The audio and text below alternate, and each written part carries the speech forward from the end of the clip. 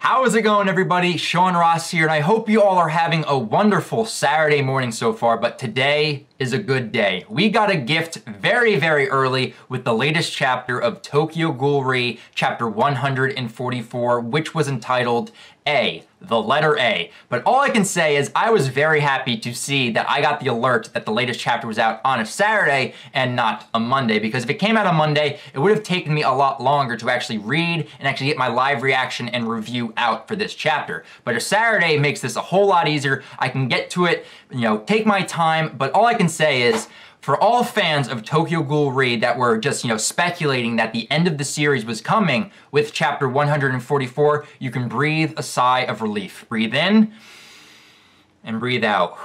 We did not get tragedy this chapter, but it does raise a lot of questions to see where the story is going, and especially what the hell is happening with Kaneki in this chapter, because this chapter was very odd, but I enjoyed the content that we actually got with it. It started out very weird, but then we dove into this conversation with the many personas of Kaneki, which I absolutely loved. And then, of course, by the ending of this chapter, we have the reveal of Dragon, and it turns out Kaneki is Dragon. And the main question I have for this is that it seems that Furuta had this planned out from the get-go. So does Furuta account for, Kaneki, eating all of the Ogai members, defeating them, and then, transforming into this mass of just pure Kagane? It raises a lot of questions for me. I don't know if, Furuta was just the big mastermind that actually expected Kaneki to do all this, but as it turns out with what we've been reading, it seems that Furuta has always been 2 steps ahead of Kaneki. So that raises a lot of questions right there, and of course that final panel with basically the mass that is Kaneki right now, just busting through, up into the surface on the surface world,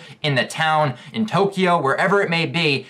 It's gonna get interesting very, very fast. And we still have yet to see Ayato, the underground one-eyed king, and then also Hide and his organization. None of them show up in this chapter, but I'm still wondering when they are actually going to join the fight, come back into the fold.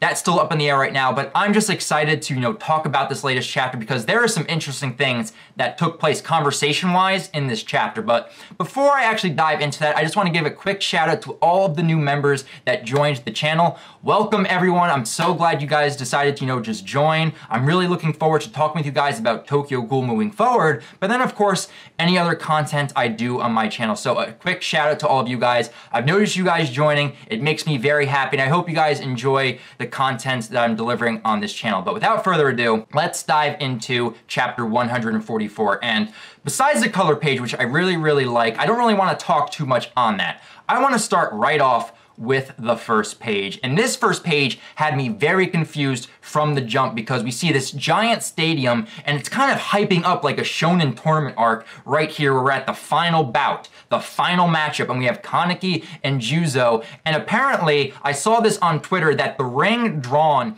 on the first page of this chapter is similar to a stage in the Hunter x Hunter or Hunter x Hunter manga. I know people get upset when you say Hunter x Hunter, so I'll just say Hunter x Hunter. So I already know that Ishida is a big fan of Hunter x Hunter and the mangaka of that manga, so that's just a really cool touch just to see Ishida implementing that into here. But the dialogue, the people hyping up the fight was just so cool. But what threw me off was the title at the very first page where it said Tokyo Ghoul Ultimate Fighter, chapter 143, Kaneki dies. And I had to scratch my head for a moment. I'm like, wait a minute.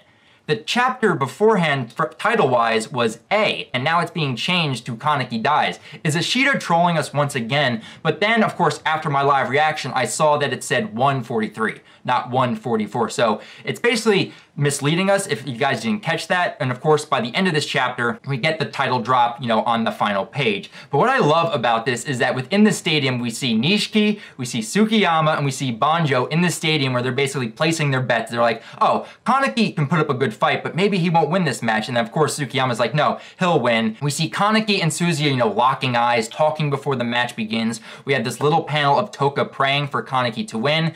And then as soon as I got done with this first page, it was like, Ishida, please do not, flash forward to where we saw Kaneki in his armless, limbless state. And of course, when you go to the next page, that's exactly what you see. And the dialogue on this page For me, I took it as, this is the fandom crying out. Basically, it's like, oh no, Kaneki lost. Like, seriously? You really are all talk, aren't you? Like, all the dialogue on this page could be everyone's reaction to last chapter, 143, and then, of course, that random dialogue of good morning on this page. I was like, wait a minute, why is that right there? But it goes for the next page to where we even flash back even further back to chapter 11 of Tokyo Ghoul Re, where Heise met Juzo for the first time, at least as we've seen it, and he goes to go get the candy out of his pockets. But this ends a lot differently than how we remember it taking place back in chapter 11, because Heise ends up releasing his Kagane and stabbing Juzo, and we have the shocked face of Hanbi, of Mutsuki, and Ure, which gave me a good laugh after looking at it.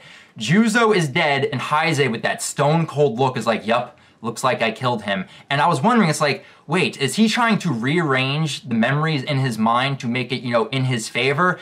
And then when you go on to the next page, this is where the craziness ensues, where we have all of the personas of Kaneki, from the very beginning of Tokyo Ghoul up until now, within his mind, basically reciting all of the events that transpired throughout the entire series, and they're trying to review what went wrong for them. Like, that right there had me dying. I was laughing so much. Now, I just want to take a moment to talk about the many Kaneki personas that we actually saw in this one section of this chapter, because that was a sight to behold, getting to see the many personas of Kaneki that appeared all throughout Tokyo Ghoul, making a reappearance once again, deep in Kaneki's subconscious, basically reviewing his whole life, play by play, trying to decipher where they went wrong. Very funny. I love the dialogue and the conversations taking place between every different incarnation of Kaneki, but we had 8 in total make an appearance in this chapter, and I wrote every single one of them down. We had black-haired Kaneki as a child, black-haired Kaneki at the beginning of Tokyo Ghoul, white-haired Kaneki when he got tortured by Jason, with chair included. We had child white-haired Kaneki, the one that would kind of haunt Heise in his mind. We had inmate number 240, when Kaneki was imprisoned in Cochlea, and I love that persona because he was crying the entire time when everyone was just arguing back and forth. That was very funny. We also had Heise Sasaki. We had the black-haired glasses Kaneki, the Black Reaper himself of the CCG, and then last but certainly not least, the One-Eyed King, Kaneki Ken himself. But what I love about the conversations that take place is that everyone has a different personality. You can tell when one persona is talking over the other, because one will be nervous, one will not care what the hell he's saying, one's more assertive, others are more nervous. It's all the different incarnations of Kaneki arguing back and forth, and I really do like that. And the sassiest one of the bunch is black-haired glasses, Black Reaper himself, Kaneki. I loved his dialogue. He was very funny, coming up very close to, number 240, who just basically was crying the entire time. But what I love about this is that they're all arguing about where they went wrong. Like, was it the Enteku battle? Should we even intervened at that point? And then they're all saying, it's like, well, if we didn't intervene, we could have probably still been alongside Toka and Yomo working at the new cafe. It's like, did we even make a dent in that battle whatsoever? And then Heise chimes in, and he's basically saying, like, I don't care about you guys. I'm lonely. I'm Heise Sasaki. You guys are all Ken Kaneki. I was glad to meet the QS. I was happy playing house. I had kids. I had a family. I had Akira and Arima, my fake father and mother, and my children. You guys gave that all up, and now I had to give that up so that way you guys could just, go on living your life. This is a very deep conversation going back and forth between all the different personas of Kaneki, but what I love most is that this parallels chapter 140 of Tokyo Ghoul Part 1, because back during chapter 140, we see white-haired Kaneki talking with black-haired Kaneki, mentioning about how he went wrong, what he should have done better, and then by the conclusion of their conversation, they take a break. They end up taking a nap, resetting, and they end up developing the persona of Sasaki Heise. But by the ending of this conversation, we kind of just see them, surrounded by the whiteboard, which I really do like that they had a whiteboard after they were reviewing everything, just being like, where did we go wrong? We see this like drawing of Kaneki just basically so depressed, so skeleton-like, where he's basically saying, I guess I won't get to see Toka again. And this is what triggers his resurrection in a way, his new persona taking over, to where he's like, wait a minute, Toka, I want to see Toka again. She's gonna be having a child, our child. We need to have a name for our child. We can't leave that to Toka. She's bad with Japanese. We got to be there for her. So he ends up coming up with the one desire, that one reason for him to live. And it's because of Toka that he ends up pushing out of this despair. He doesn't end up giving up. He pushes forward and he's like, I may not have arms and legs, but I still got my head. I still have my torso. I can breathe. I can bite. I can crawl. And then we have this awesome, I mean awesome panel going back through the chapters of Tokyo Ghoul from chapter 8, chapter 64, chapter 140, chapter 54, and then chapter 75 of all of these monumental panels and moments of Kaneki, you know, developing into a new persona. I love this panel to where they're just basically saying, it's like, we have to go right now. And then the bottom of that page with Kaneki basically saying, I won't pull back. I will press forward like a centipede. And this is a good callback to chapter 2 of Tokyo Ghoul Part 1, because if you go back to chapter 2, it's when Kaneki's reading, you know, one of Kafka's books, and he ends up seeing that the main character end up turning into an insect. And this is kind of like that type of callback, because what Kaneki ends up turning into after, you know, he has his resolve now, takes a chunk out of Hajime's face.